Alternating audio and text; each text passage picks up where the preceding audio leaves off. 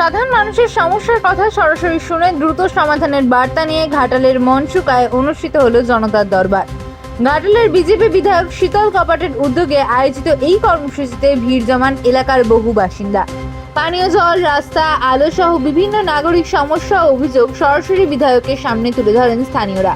প্রত্যেকের বক্তব্য মন দিয়ে শোনেন শীতল কপাট এবং সংশ্লিষ্ট সমস্যাগুলি দ্রুত সমাধানের আশ্বাস দেন। তিনি জানান, মানুষের পাশে থেকে তাদের সমস্যার সমাধান করাই তার অগ্রাধিকার।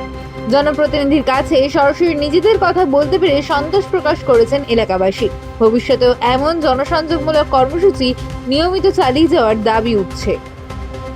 মুখ্যমন্ত্রী জনতার দরবার শুরু করেছে, ওনার নির্দেশে আমরাও আমাদের যে এরিয়া বিধানসভা, সেই বিধানসভায় জনতার দরবার শুরু করেছি।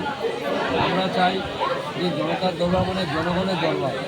ওনারা ওনাদের যে সমস্যা, সেই সমস্যার কথা বলবেন এবং আমরা দায়বদ্ধ, কারণ ওনারাই আমাদেরকে নির্বাচিত করেছে। সেই সমস্যাগুলোকে সমাধান করাই আমাদের লক্ষ্য।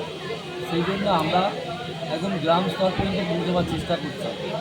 মাসের প্রতিটি শনিবার আমরা একটি অঞ্চল বেছে নিয়ে জনতার দরবার করছি, যাতে সমস্ত এলাকার মানুষের কাছে পৌঁছতে পারি।